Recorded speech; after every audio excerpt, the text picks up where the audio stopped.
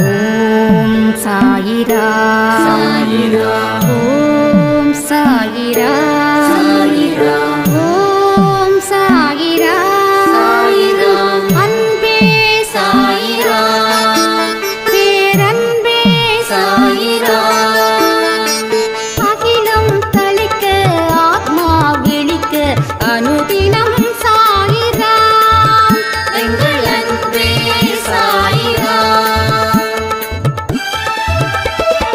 ஒன்றே இறைவன் ஒன்றே பூமிக்கென்றும் சாயிரா சரணம் சாயிரா நன்றே செய்து வாழ்வோம் நாம் ஒன்றே செய்து வாழ்வோம் அன்பே சாயிரா.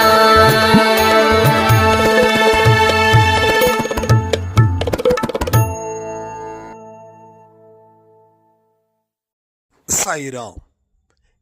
என் உயிரின் உயிரானவர்களே அனைவருக்கும் இந்த நாள் நல்ல நாளாக அமைய சாயப்பா கிட்ட பிரார்த்தனை பண்ணி இந்த பதிவை நான் ஆரம்பிக்கிறேன்.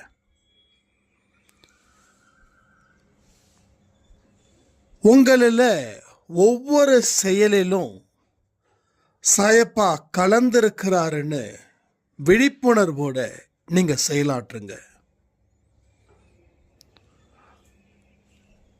நீங்க பிறருக்காக பயந்து வாழாம கடவுளுக்காக பயந்து இந்த வாழ்க்கைய நீங்க வாழுங்க.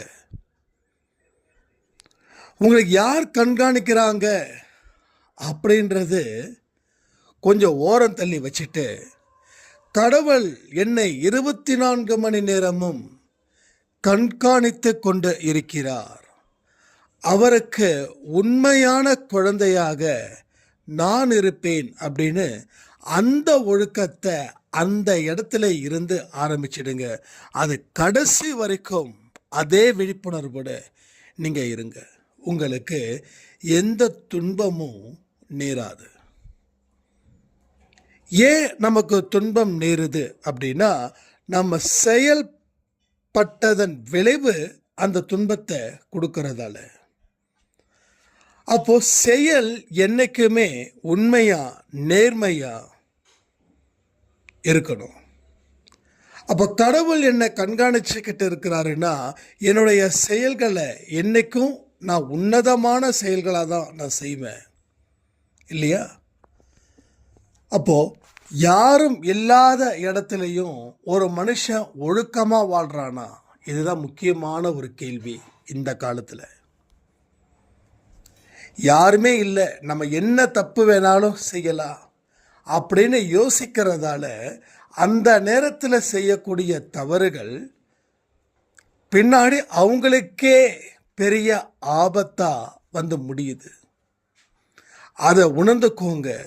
உங்கள் செயலையும் உங்கள் எண்ணங்களையும் உங்கள் மனசில் உதிக்கக்கூடிய சிந்தனைகளையும் கடவுள் 24 மணி நேரமும் கண்காணிச்சுக்கிட்டே இருக்காரு.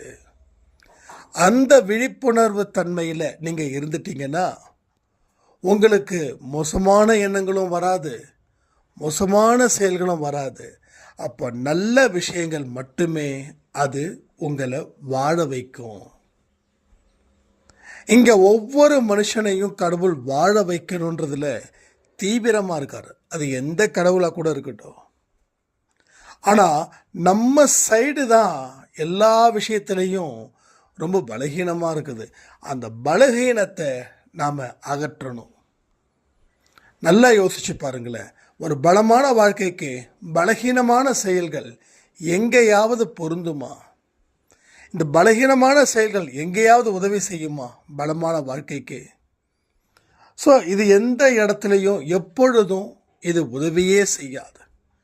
ஆனால் நாம் பலகீனமான மனுஷனாக இருக்கக்கூடாதுன்ற அடிப்படை அறிவும் உங்கள் கூடவே இருக்கணும்.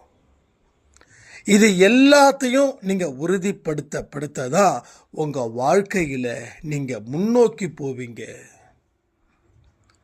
இங்கே எல்லோருக்குமே ஒரு தனி முத்திரையை பதிக்கணும்னு ஆசை இருக்குது வாழக்கூடிய வாழ்க்கையில்.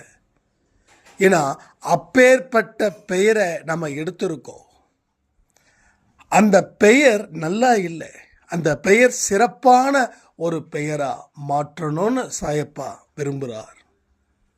அவருடைய விருப்பத்தின்படி தான் உங்கள் மனதில் இந்த மாதிரியான எண்ணங்கள் உதிக்குது. என்னால் வாழ முடியும், என்னுடைய சாயப்பா என்னை காப்பாற்றுவார் அப்படின்னு. பட் அதற்கு நீங்கள் செய்ய வேண்டியது தான் இந்த பதிவு. ஸோ விழிப்புணர்வுடன் இரு. எந்த ஒரு எண்ணங்களும் அதை கடவுளோட ஒப்பிட்டு பாரு. கடவுளோட ஒப்பிட்டு பார்த்து கடவுளுக்கு இது பிடிக்கும் அப்படின்னா அந்த எண்ணத்தை வளர்த்துக்கோ. கடவுளுக்கு பிடிக்காதுன்னா அதை திரும்பி கூட பார்க்காத. அப்போ நம்மளுடைய நல்ல எண்ணங்களை நம்ம 1க்கு 10 தடவை இது உண்மையிலேயே நல்ல எண்ணம் தானா அப்படின்னு யோசித்து பார்க்கும்போது தான் நாம் அதில் இருந்து பல விஷயத்தை நம்ம ஒன்று இன்னும் பலமாக்குவோம், இல்லை அதை அகற்றிடுவோம். முதல்ல எண்ணங்களை சுத்தப்படுத்தணும்னு தான் நம்ம அன்பே சாயில் அதிகமாக சொல்லியிருக்கோம். ஆல்ரெடி எண்ணங்கள் இருக்குது, அதை சுத்தப்படுத்தணும். தேவையானவை தேவையில்லாதவை 2ஆக பிரிச்சுக்கணும். உன் வாழ்க்கையோட முன்னேற்றத்திற்கு தேவையான எண்ணங்களை வச்சுக்கோ. உன் வாழ்க்கையை தள்ளிவிடக்கூடிய எண்ணங்களை நீ தள்ளி விட்டுடு. எதை தள்ளி வைக்கிறியோ அது உனக்கு நல்லது. அப்போ எண்ணங்களை வாழ வச்சா நீ சிறப்பான வாழ்க்கையை வாழலாம். அந்த வாழ்க்கையை தான் கடவுள் உங்களுக்கு கொடுக்க விரும்புகிறார். அவருடைய விருப்பத்தை நிறைவு செய்ய வேண்டியது உங்களுடைய பொறுப்பு. நீங்கள் கடமை, கண்ணியம், கட்டுப்பாடு பேரறிஞர் அண்ணா சொன்னது, அதை உங்கள் வாழ்க்கைக்கு பயன்படுத்துங்க. என்றைக்குமே நீங்கள் நீங்களாக இருங்க.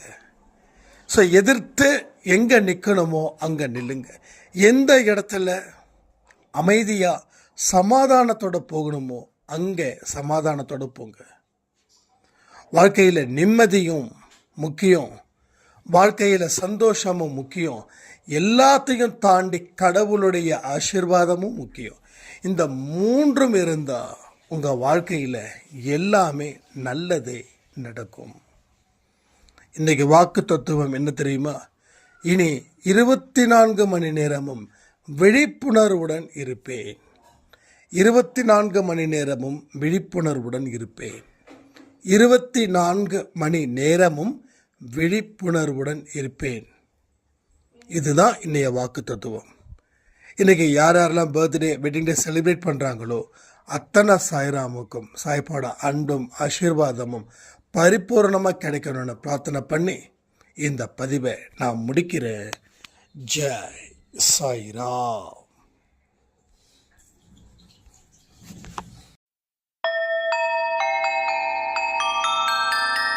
ஓம் சாயிரா. சாயிரா.